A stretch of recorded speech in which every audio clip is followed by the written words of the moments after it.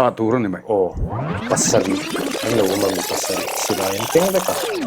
order run khen anh kari sira karim sang hoa sabira đã chặt tu tiếng ấy eliminate tu THAWNTHU này mày oh những em mo khen đồ na THAWNTHU này mày oh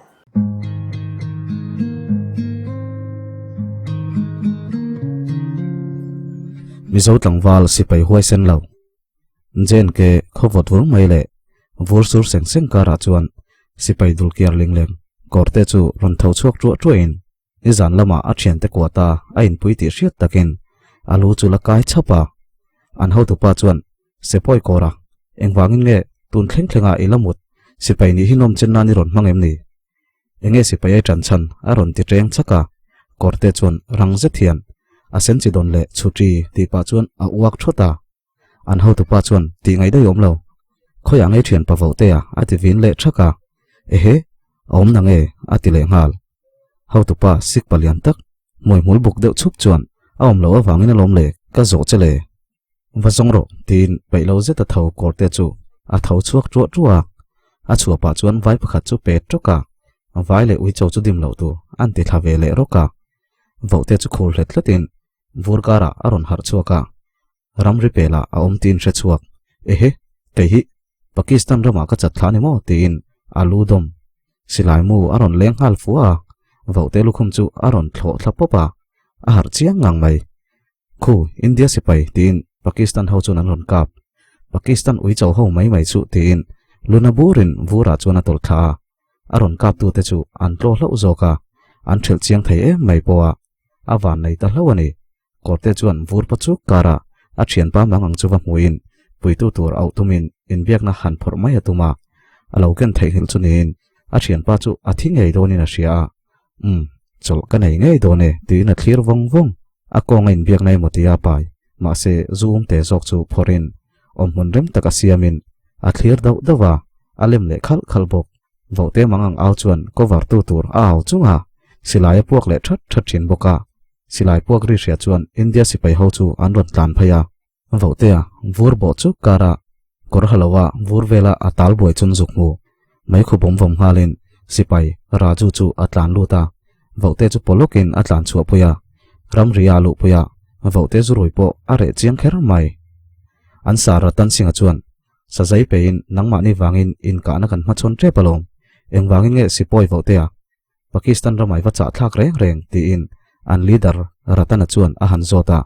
Vohtea chuan in khen khong tra pa chuan sar kalau ru em wang lo ni tina changa ama wazong turan tir korte la chu an ron ko ho bok a thian pa wa shwai tura kal kha zon ngai bukin awa om le chunia ratana pon korte a muchia chu chalben pa chuan ale chu tuta are ati supa chutiang chuan jen ke a chuan hunan manga mun sang an post kwala Rajasthan thalen huna te ma se an zian thak thei chuang lo atopa an beidong chuan jen ke a aral tilai beranda ta a chit pon chi du nang yang mai rala nei deuh chuan an bir thuaya aral mon le dewin arui noi an tanga lunglen an pena vai phian leng hala radio lan thang tluta an sar phai chuan SIPAI Vohtea le kortea inom lo ain inomin kanin dei lo zok ati hial khania e khachu korte chuan a chung te le khathon tura ziaka a le kha chuan poisa mo thu ziak mau mai mi SIPAI tang te chuan an chung te hlon thon thin zo kani ngaya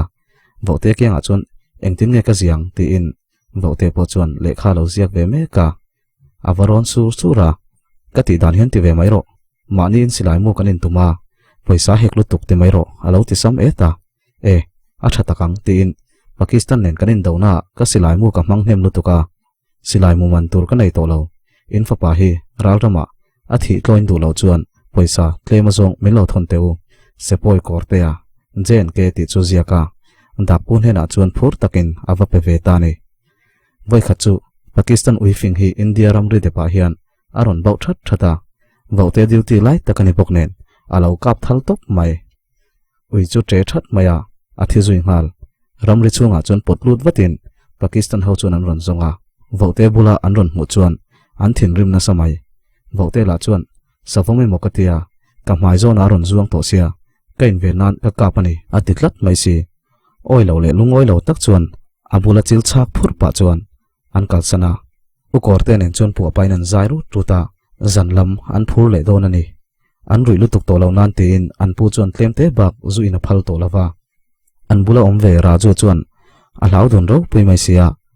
azu tu ta chu an chu sak veka kema chuan an ui sa siam chu an eya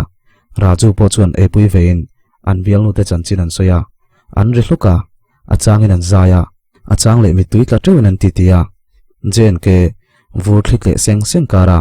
vau tha chhor thlapui ron lang viai ve chu korte chuan a thlira ami thla a bial nu ron lang wai waya sipai tan don khan hre tak chungin anin thla khania tuna te hian enge tiang an run sangkai an tam thin sia ti in angai tu na chu komin an khowal senior rammoi ta thleng chuan a thika a room le ngut thin vote la chuan a bial nu chungten a bial nu pasal nei tir mai an du to thule sipai nei chu no pangtein pasalin su nang ti hlom an tia kai hi min du vak lo ani ome ti in a bial nu chu pasal nei tir mai an tum me ka trau thla chanulama palai mel a mu mai thai ti a bial nu chuan ron thila pona chon chuakin vur thli chu aron tle le seng seng thina radio a chuan fm zo oi play in dadui aron zai re re ya raju po chuan hrethiam ve ni om takin a thian te pahnih chu kwa a tap ve hom homa an ho tu par ratana bok chuan ron mule in a zan la la chuan sajai pek chini na hresi lawa atu khowar vele shem turin amut bo san taring ata atu khowar chu jing dang zong ain amoi moti mai turin jen ke tlang var po vo mai chu e zung chuan aron chun no nela vote le thian te pathum chu pailo mel takin an ron tho chuaka an sar chuan shemin ruakin na tlan kwal tir zak zaka voitam tak benga suk tir bok an chaw ve nok mai raju chuan asa zai le hlawin vote te chu an hai ngam to lo ma se an ni la chuan an thlem thiam thin sia an tor ai po atwar fo to thin re nga ma se an bum le nge zel nep dun le ti lo chuan in sual te hin pe riawa an in sual la hian an hne lo tur chu an se vak mai thina vai palian pui pui po an tlom fo renga ni khat chu dak pu chuan lekha ron kengin cholan hu thu ni kora le vote chu an lom hle maya an zuanga an awa an riteng tung maya an ho huna an thian te hon tur a sen chi chu midang tan la khom treu boka an phur hle ani midang po chuan an ho tur chu an lo lom pui viau bok an lom pui pia lama anom lo tur chu an lom hrim hrim ani boina tam tak thlen tu panhi an ni mia wa an sar chuan kumina rengot po chuti voi thumin nei na ni ta in ron let le huna chuan sipai dik tak angin ron om ve tong cheu ti ina cha an pu thu sai chu an ngai thalem hlei lawa an thian ta chu wamang tha kwalin trainin an chuaka an huwa thlo nai mizoram lam an ron pan ve le ya an khuan han lu chu an khua la thingtlang ve bok nen an han ngai sang khopa anom na huna chuan thi chil pola ve ven om thu chain chuta chuan pension thak thlenga anom tur thun sei bok an thlen ni tangin in leng an nei mu preng mai ni vote bial nu sangi chuan alo sei lok to ang nge in palai mel chu a mu tange ya sangi chuan a thei top chuan anu le pa chulo hnial ve ma se nu le pa te zongin fa te ta na thaber tunia an hriat kha an kalpui lo thei si lawa an palai te chu o lo po in an voi khat le na an lo sei rem hal mai bok nen voten chu thu hria chu a hlim thei mol lawa an khwa te chu arua khoi hin a hria zanania korte chu abial nu rinite runa kain an lei kapuya thutluam diain seran bola an zai boka an hlim nui ri thang khok chuan an khwa chu a fan velani bere vote airo an thutleng se ya chuan muin a zai riaya ka chan to ka kalung oilo ka dam chan kalu zo si lo ti in an khothen om in zakhwa vel ral hlawak lawa lo lang thei chu thlirin amel ngai chu mel le vung thina anu rin puila chuan vote chu tun tumiron ho chu tun mai ang lo tlat iron thoveng em thin khania enge nom sam lo nai nei em ni tina han zota vote chuan bul mu khiana changa kanu mangai na ka huwa ati supa abok khup thaka anuam chom bok si lo aum danin kim mai chu ninga hanum lo ngotla thil theini heksu sangine na an thing kharau phurna munte chu huna thei hayan lo lai te an bula far chu par lo volte chu amit kha nimin liam ta ang mai na ron lang wai waya sipai pakistan silai muleng kara po lo tal shrep to vote chuan amit tuya khapper le sak thin a han hui le papa nakina chuan a thian pa rama an khotlangwal senior chu ron lutin pirin pui chuan alo chhon vata hei I thian pa hi enge ni omziani tun tumaron ho chu angui riau mai kan chun ko po min ron ti hnim rui thailo a lo te chang ve em lo mai la lumana la nei tala ti in aron ho te kan lom ve thina tun tum chu SIPAI tran chak na po ka nei to lo aron ti sek maya len la hi leng chuak du mang tlat lo a thian pa kor te ron ho ve ero awal to len mi mai sia hanwa harpui te alo ti siam siama rama chuan vote mi zen thak chan chu a hre chianga adu lai sangin khianga oi sandona wanga lungai le lungleng ani ti hailo nurini ta chu fapa sarkar na tok chuta po central zem zen ngatin na ya inin po hai changkang tolom aron ti chuan oi a teu lo lutuk heng kan ina hian tho pakhat ma nei lo a hlo kham lo hi kan juk thon fo zokania hei tun tum phei chu a le khanin an ron thleng rual ani deuh maya silai mu man tur min ron ti le to hi a thian pa po chu ti bok sarkar po hian silai mu man em hi chu tum sakse ka tingot mai ti in a ang lak laka vote chuan ani no me mai te thian pa I chuak kharila thil ka lo honania ti in room la maluta rama chulo nui vurvura anu bok chuan mi SIPAI tang te chu ron fitin an zuana zanga kan fa pa SIPAI tang ron ho ve hi chu azoi nya ya tun ma aina mong ron pan thera a hnara tok em ringota azuk in hlum mayang ti te hinia kan hlawni ti in a ang le hala vote chuan anu chu a ang tui laklo dona hriata wangin a thian pa chu a chua pui ta daya vengsang kona chuan thuin an chaka tlangwa zuroi zai chu vote chuan a han ngai thawang wanga local roi ho ani mo ati supa a mela chuan a ngai sang lo ti hriat hle an chaka zai pakhat chu aron au por hle maya vote le rama chuan an lo in kar boka an ron chuk thalam nen anin tokta pakhat chuan nang SIPAI chutri satlia khan min nuelo aron tia rama chuan ngai dam lo dil patin a kan ti palani kan thil soi zokania kan lo nui ati point chu pa chu lom thei to chuang si lo vote chu ron ding thatin iwa por ve a ka SIPAI tang chu min mu set ve mo idam chung hian ka thakhat lo zat po hi I mu ve don em ni ti in a oma thama chu pa chuan khanglanga I bial nu pon pasal nei don kha nang ve mai hi SIPAI lungleng satlia hlawin kai deng ru ma hi ka khur lawange ingam chu ka ngam sarkar chuan an chom tha chem I han fia doni la ti in posi la tamai vote ngai dan chu ni talo ehe ka bial nu te sei chuale Pakistan silai mu leng kara tal to vursur kara silai mu sur bum thei vote hi min chomo ti pain a kamis chu a pot phel thoka a kil pot la tuar nge zon pa chuan a silipar chu a vai chuak ngal throi boka a leng thui ngang mai a hanin phel chia chu zan thlaeng hnuaya po a sa chu moi tok ve ngang mai a thau lo na a phiar phek ve tral maya sarkar dal ringa chom nge ai duria le mayan bai ring tan chuan tluka harani an hanin ve thama an kho kau ran uparon kal thutin aron thel zui tamaya anin sual man talo aron ti boi tu telam chu an kal dar taloma vote chuan hey khongai ka silipar king ati tuara pakhat chuan kan hrebik lo tin ron changa aw lein ka korkil hnuai berakim lo nio min ron zon pui vatro tin azuk aw le rama chuan a korkil chu alo char mol boka a silipar chu kong thlanga chuan a leng thla chu nin an chara korma phel huang chuan sangi teruna chuan an kai dun ta an sum mun an han thlenga a khu khara tlangwalan lo omkhom laya sangi bula chuan intinai tu takin an khozir tir tu a pasal tu ni bok chu a thuwa vote chu ami tu tlangal sok mai let le mai han tum chu rama chuan lo dangin zanin hian engkim soifel ro atia enge soifel le turom to chuang pasal anei to don so ati chuan an lein nei hleinem a fiana che poni thaisin ati luka ama po chuan a oilem hleilawa an valut chu vote chuan mitui parol kiang train sum takhian sangi kan lo leng tinen su thoka sangi po anim ve rui mai vuana kut chu thlain vote tun tumi ron ho chu I ron leng don loi mo kan lo ti to sin zoi sap phian atia rama chuan nia hei zona tam tak nen kan ron leng lu tani hi kan SIPAI lung leng hian tual tha cha kan ni bera apoi soi lo fuang o tin vuana chu mel zewa vote chu ron meng rumin thisena wa halve aron tisu tlangwal ho chu an meng phok sha sang chuan engmo aron tingal tui ka tina jen ke a chuan in ti lum nan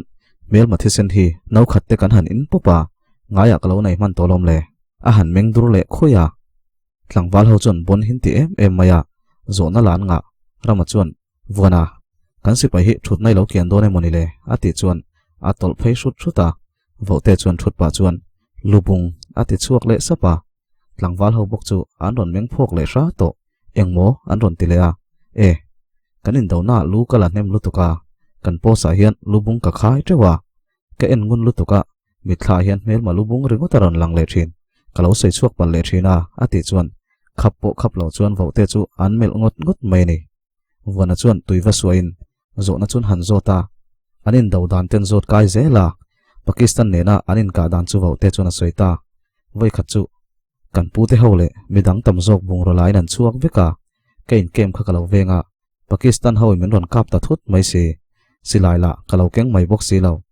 ale lam mai kha kan ral thuam da na nia Pakistan hoi men hual vek to si akil sir tang chuan ral thuam da na lam chu kapana kalu trap tia chuan Pakistan sipai nen kanin tok thuta ken ring man lo lek leka ma se ka ngai tu na boi chu har chuak zotin a chal dara ka han kap pupa ati chuan pakhat chuan silai ka keng loi ti mukatia aron tia don taka ani le lo chemte chuan a chal dara ka han vom popa a bur dek wa maya ati le chuan an lo bu ngut nguta an ngai sang ti hriat tak zet ti chuan AK47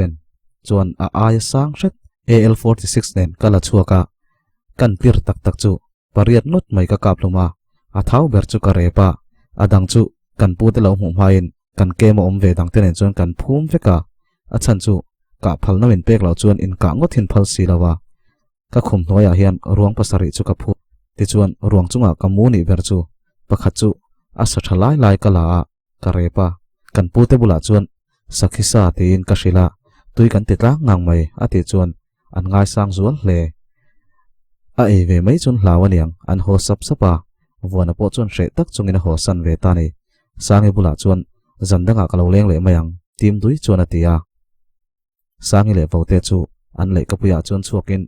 engkim mai chu manang vek kha alo lania an kom thlanga teng ter kung te po angai ngai nan lo la oma an le kala a hawan phuar kha lo lania tun ma khan zan thleng noya indu takin thleng lomin athim chin helai huna hian an chu thin khania kha hun lai khan dam chunga tan tin thuan thlung duna tuna an ladam ve ve a an thu thlunero ti chani to si mai chimangai na hi chuan ram hrui pot luk lo ni hi ti in angai tuna chu kom mel mela sangi chu khu kharin u vote ka ti pal lutuk ka chung te kan hial hne ngang lo ani ati zoi sapa vote chuan min lo mangai ve ni la chu ka tan chuan inu le pa po i do ngam nge yang atia ani lo i tan hin engkim ka huam ka ti kha ma se kanu le pa fa kani na hi ka za e ma tun thleng hian vuana hi kala du chin ngai lo sin ka taksa chu nei ma se ka thin lung chui ta tin amit tuan ham triam triama vote chuan i taksa chu ka du ve tholom tina phun sepa vanzola arsi phe un mai chu thlirin an lung len te zual tura van rang chum tol del del kara chor thlapui lung len mel zet lo dak por yai mai chu an thlir dun dau dawa vote chuan ke chu dam chak na le dam zel na chan tur ka nei to lo thi nam ha chon turin ral rama ka kal dona ka taksa chu India karam tan hian ka hlan don ani ma se he ka ti sa thi ni alo thlen hun chuan dam reng chungin nang hian min ti hlum to ni ti lo hriang che thi na zong turin jen ke a karlia ka kal don i pasal nen chuan lim takin lo mula fam hel che deuh deuh hrisel lo deuh deuh lo na yang cheu ti in rama chu kawa an chuak ta daya an nap bo zoi chuan an sut fuya sangi chuan van lam thlir deuh deuh pa chuan zoite hian kanu lung thulawak hiang oi zong chua puile wawan lo vul zo len tun hoya di kan tong tra tu le thin kanu du lo leng to na khiang oi tur chuan mitir luisu ti in votea thi na chun tura akal liam chu a thlir deuh dawa ma se a hriat lo chu ain soyang kha vote hi ani lo nge nia pui takin azuk cha zui don korte nen chuan azan la la chuan le khan donga jen ke a helron che in khomi puite an ri krap na sa a nuna wan kit na boka jen ke posa leaf la zong zong te arang thayang berakir le vek tur ti ni ole khati zong khani sala kan thian te ka fiam na mai mai ni a sipai HUAISEN in min chian he lu to ka kan tivel ve mai mai ni chuanin khati zong khani like a sabarkhais